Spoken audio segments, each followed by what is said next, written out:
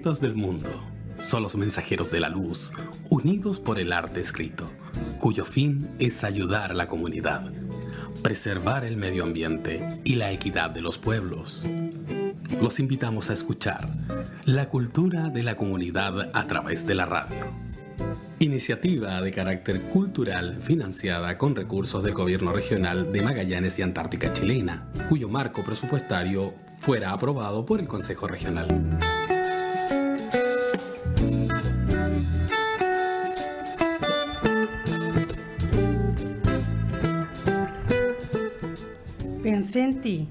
Pensé en ti mientras tu ausencia dolía en las ventanales de tus tierras. El silencio me decía, ¿cómo buscar la forma de retenerte entre mis brazos? No mirar tus ojos me hace sentir tu ausencia. Pensé en ti cuando no vi tu cuerpo en la calle del arcoíris aquel. Pensé en ti después de la despedida. Maruja Scott, gran escritora y poeta magallánica.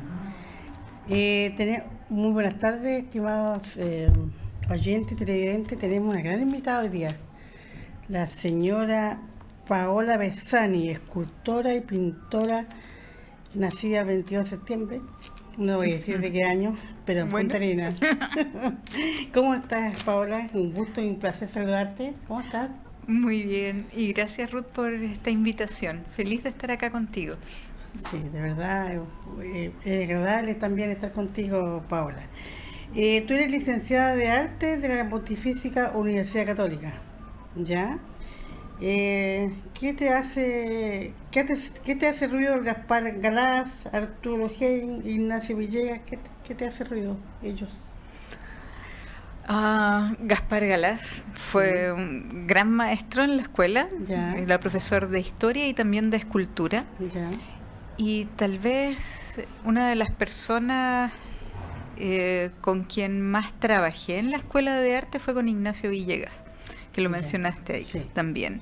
Él fue en alguna época director de la escuela de arte de la Católica y fue profesor guía mío en dos eventos, cuando me titulé primero de licenciada y después con el postítulo. Debo decir que ella también fue seremi de cultura, por eso yo lo ubico mucho. ¿Qué te llevó a estudiar escultura? ¿Qué te llevó a irte por ese ramo del arte? Era un sueño, siempre me gustó, desde muy pequeña, me gustaba hacer, tal vez como a todos los niños, ¿no? Todos los niños siempre son muy creativos, hacen muchas cosas distintas, no solamente dibujan, pintan, sino que también construyen cosas, arman, inventan juegos.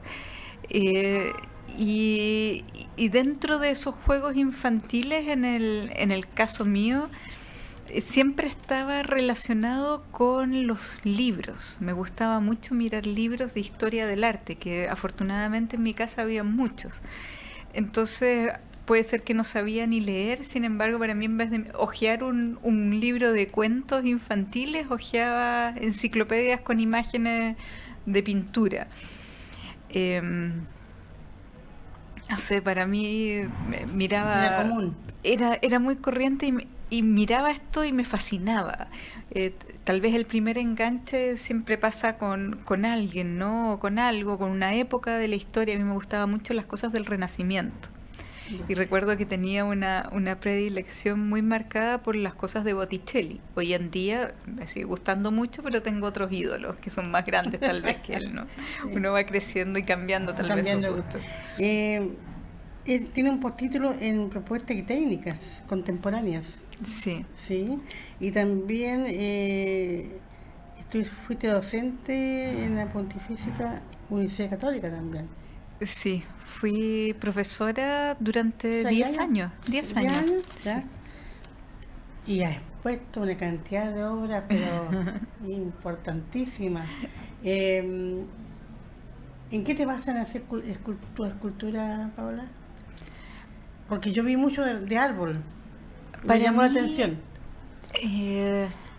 A mí me pasó una cosa muy fuerte. Cuando no estaba viviendo en Magallanes, Lo añorabas. Cuando vivía en Santiago, incluso otras veces que no he estado, la obra se pone aún más, la obra, o sea, las cosas que pueda estar haciendo, que no siempre son esculturas, la Ya. mayor parte de las cosas que por las que se me conoce son por las cosas en volumen, pero también he hecho otro tipo de Pintura exploraciones, pinturas, dentro de las cosas tradicionales hago acuarela, he hecho grabado, he explorado también con otros lenguajes más contemporáneos, lo que se llama en el ámbito de las artes las instalaciones con video, en la época donde, no sé, recién se estaba Ahí empezando tenemos- a usar los videos, Perdón, hace ahí bastantes Paola años tenemos atrás. algo que están mostrando. Eso, Ah, ese es mi taller. ya. Ahora Bueno, está y esa ubicado- es eso está ubicado en Colón con Armando ya, Sangüesa. ya. Esa es mi tenida habitual, ¿no? Un coleco, el casco para soldar o una máscara, los guantes. Siempre tengo puesto vestida con todas las Con cosas toda que la hay que, indumentaria. claro, con todas las cosas que hay que ponerse para protegerse de los riesgos de quemarse o los humos. Qué sé yo. Eso. Eso también, esa es la mesa de trabajo donde dibujo, preparo cosas, voy pensando, voy anotando. ¿Qué te motiva? ¿Qué te motiva? El cuando paisaje, y el entender también que la naturaleza es tremendamente frágil, así como lo somos nosotros también. Exactamente, sí. Entonces, claro, con las esculturas muchas veces que tienen que ver, es un material duro, sin embargo logro hacer que sean filigranas que parece que se desarman. Y si la inspiración está en el paisaje, no es solamente en la forma, sino que también es en entender que vivimos relacionados todos en un mismo mundo, ¿no? Entonces que si entramos a un bosque, tal vez nosotros somos los invitados, porque ahí tanto las plantas, los pájaros, vida. y están todos conectados y todos dependen unos de otros. Entonces hay una colaboración en la naturaleza que también debiera incluirnos a nosotros, y de alguna manera eso también entra en las cosas que hago, como tema y como contenido. En esas realizaciones que haces tú utilizas planchas de acero, maderas recuperadas, Sí. también cobre, cueros. ¿Cómo lo trabajas? Uy, tengo siempre muchas cosas a la mano, o trato de tener distintos elementos, y muchas veces es como que la inspiración te pilla trabajando. Siempre estoy haciendo distintas cosas y tengo muchos intentos que son fallidos, cosas que no me funcionaron, que pensé en algo, dibujé, luego traté de hacerlo, cuando lo hice y después lo miro, no me gusta, no funciona, no transmite lo que yo quiero, no sé, demasiados elementos, entonces bueno, le voy sacando y esas piezas van quedando, pero son la base De otra. que luego las voy conjugando nuevamente. Entonces, para mí es muy necesario tener todos estos elementos, porque hay veces que con la hoja en blanco no se me ocurre nada. Exactamente, tiene que venir la creatividad, como todo artista. Entonces, claro, si no se me ocurre nada, empiezo a jugar con lo que ya tengo. Y en este jugar y combinar las cosas es como armar puzzles.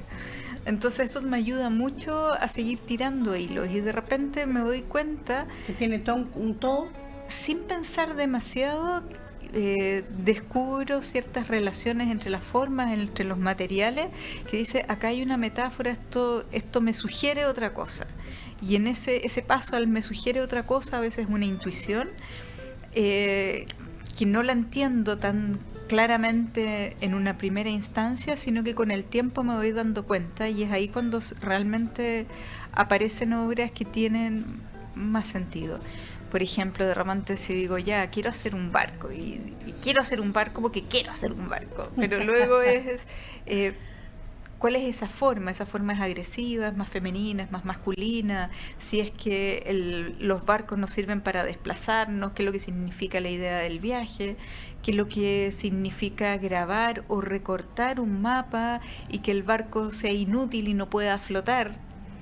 Tiene es que una dejar nave algo, que no claro. puede cumplir su función. Entonces ahí empieza a armarse el sentido y una metáfora que empieza a tirar más una línea más poética, ¿no? Donde las relaciones entre los elementos es lo que hace surgir una relación poética inesperada de algo que no es tan claro y que te llega muchas veces no de una manera racional, sino que de una manera más intuitiva a pensar o sentir algo, o a hacer un clic como espectador. Si tú estás mirando esto y dices, Tiene que ay, decirte acá hay algo. una, ¿Qué hay trató una de decir? relación. Claro. Claro, ¿qué trató de decir? O más allá de qué me están tratando de decir, es como, ¿qué siento yo con Al ver una esto? escultura.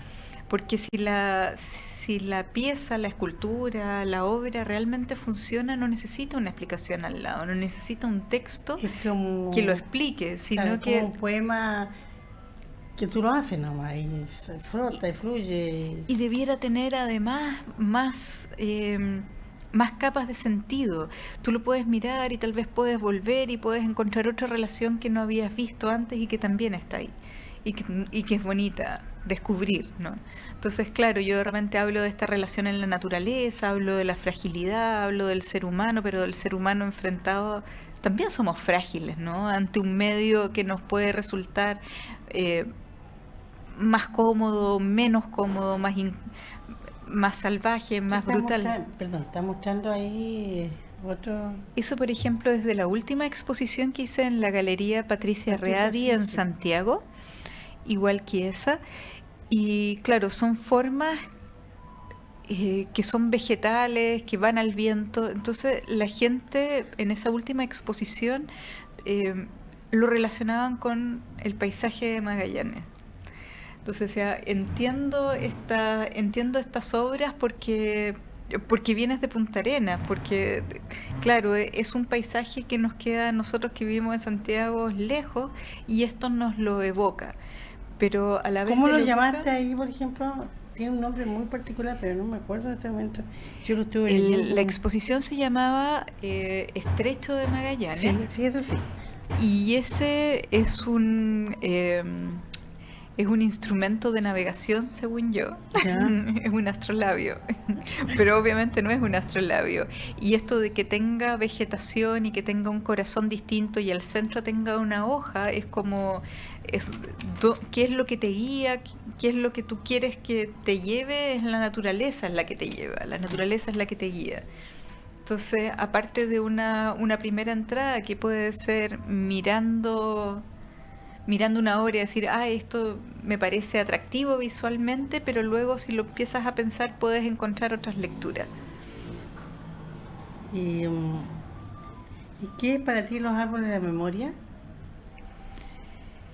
Los árboles de memoria. ¿Por qué árboles de memoria? Ese es el nombre de una exposición, de una serie más que de una exposición. Sí, fue una serie de esculturas en que son maderas que recogí en las playas. Ya.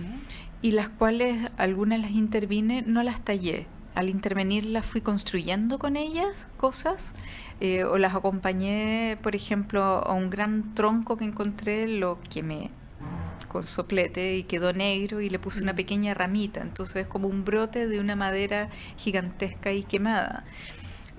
¿Por qué de memoria? Porque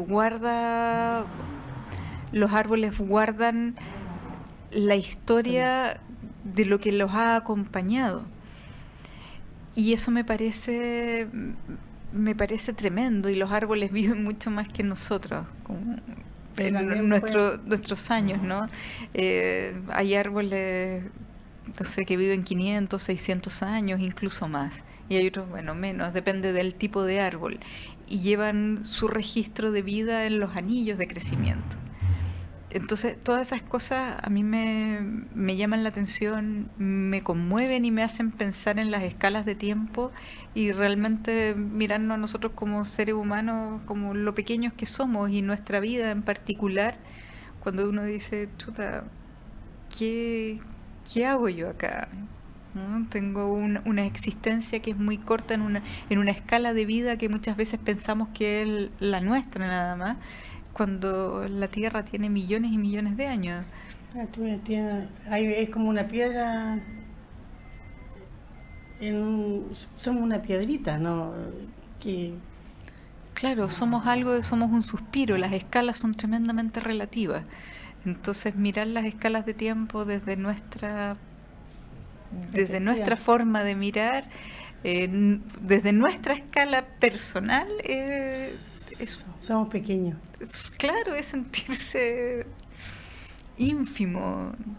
Entonces, y eso también me parece que nos sitúa un poco más y nos baja también los bonos. A veces somos tan avasalladores con todo lo que nos rodea y no nos damos cuenta de lo pequeños que somos. ¿Y qué sientes cuando ves que un árbol se arranca de raíz?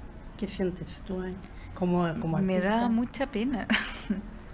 Es muy, de repente suena como, claro, como te va a dar pena, no, pero me da pena porque pienso que es una escala de vida mucho mayor a la de nosotros y que a veces, claro, usamos la madera, ni siquiera lo pensamos, más encima muchas veces simplemente es leña.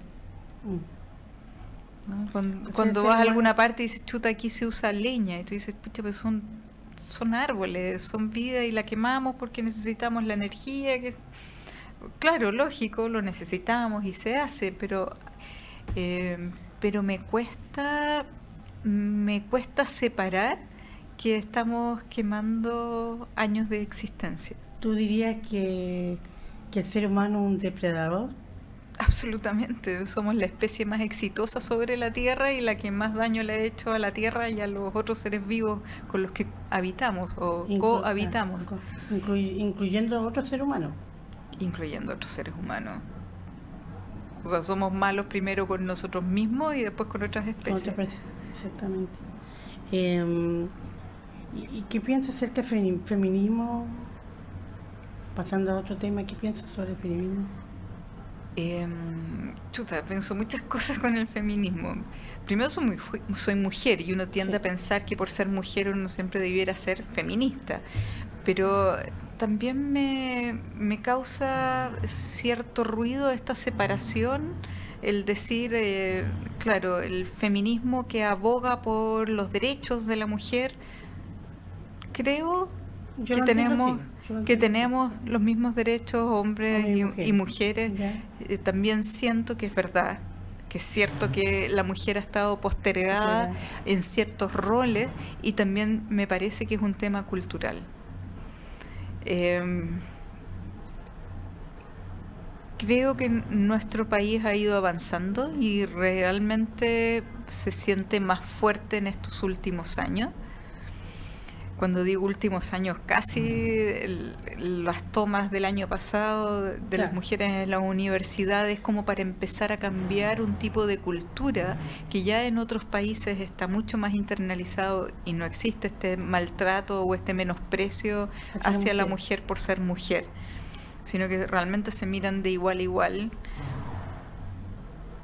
entendiendo las diferencias propias de cada género, pero no menospreciando y también aceptando. O sea, hay esto que hablábamos, este mismo daño que le hacemos a la naturaleza, también lo hacemos con nosotros, y tiene que ver con tener una forma de mirar el mundo donde solamente lo que es igual a ti es lo que tiene que permanecer y es lo válido, y eso no es así. Con un poco más de humildad podríamos cambiar eso. Vamos a una pausa y volvemos, Paula.